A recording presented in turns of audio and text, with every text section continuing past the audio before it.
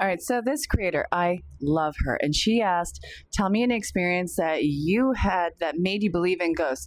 I'm not talking he saw a cabinet open by itself. I want stories that made you want to move to a different city. This is where I shine. Right off the bat, here's this one. I was watching TV with my ex's mom and her roommate who was sitting on the chair just barely visible in our peripherals. He got up to go to the kitchen and then went down the hall. My ex's mom looked over and my heart dropped. He was still on the couch. Weren't you just in the kitchen and then down the hall? No, I've been here the whole time.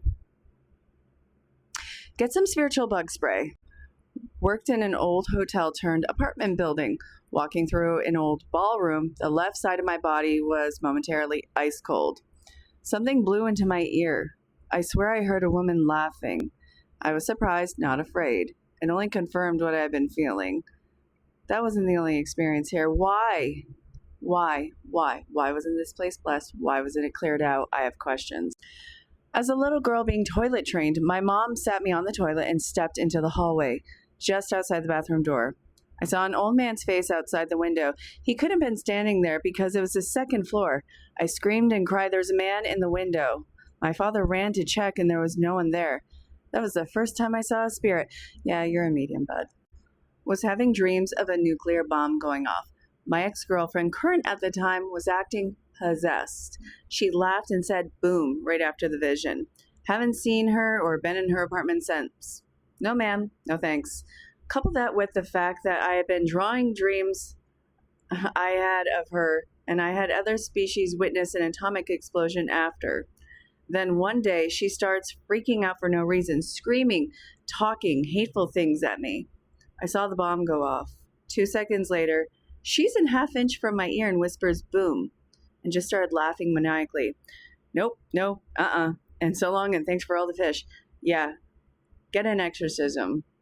In my teenage years, I had gone to bed after 3 a.m. I thought I must have been exhausted because my body was shaking. I placed my hands over my chest and stomach to calm myself and was surprised to feel myself quite still.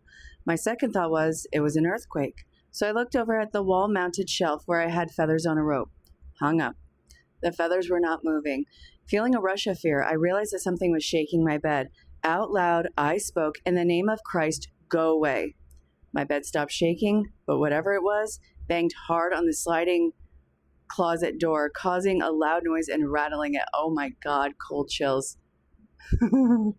Yeah, no, they're all afraid of the Christ consciousness. Yeah. I was sound asleep in my mother's bed. She had passed about 4 years previous. I felt someone grab me by the feet. Before I had time to react, I was on the floor, being dragged towards the door. My brother heard the commotion and came running. He couldn't see anything pulling me, but he did see me being pulled along. Neither of us slept that night. Oh my God, I have such a similar story to that. It's freaking me out right now. Oh, that happened to me when I was 7. When I was 15, I woke up in the middle of the night with a toothache. I went to the bathroom to go grab Tylenol and Orajel. I looked to my right and I see this bright orange face. No, it wasn't Trump. It was just an orange face, just floating around. I could see the eyes, the nose, and the teeth, but I don't remember if it was male or female. I turned away to take a breath, and when I looked over again, it was still there. So I screamed and ran into my dad's bedroom, panicking.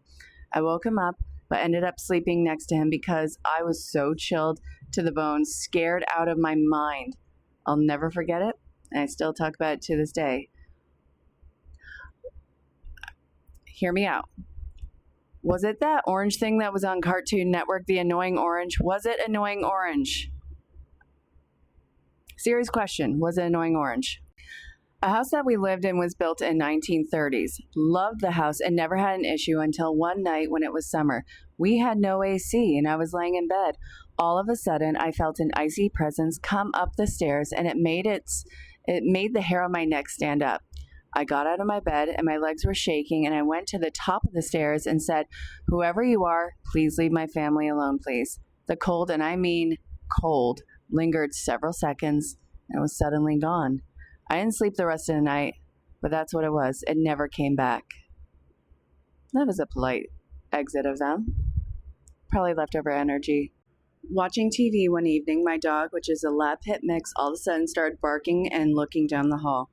I had the back door open that afternoon doing some work on the door. I thought maybe some critter found its way inside, and I went to look down the hall and saw a shadow figure just standing there. I stared at it for a few seconds, then it waved at me.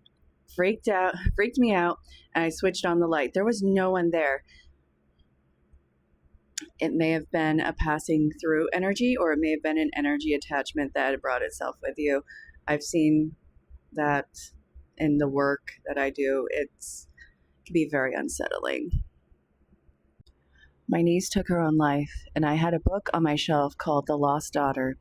It had a little girl on the front in a red dress, my niece's favorite color. This book was in my dining room and would come off the shelf multiple times. I read the book, and there was no connection to my niece, story-wise. Her mom and sister was leaving my house one night, and she witnessed the book drop.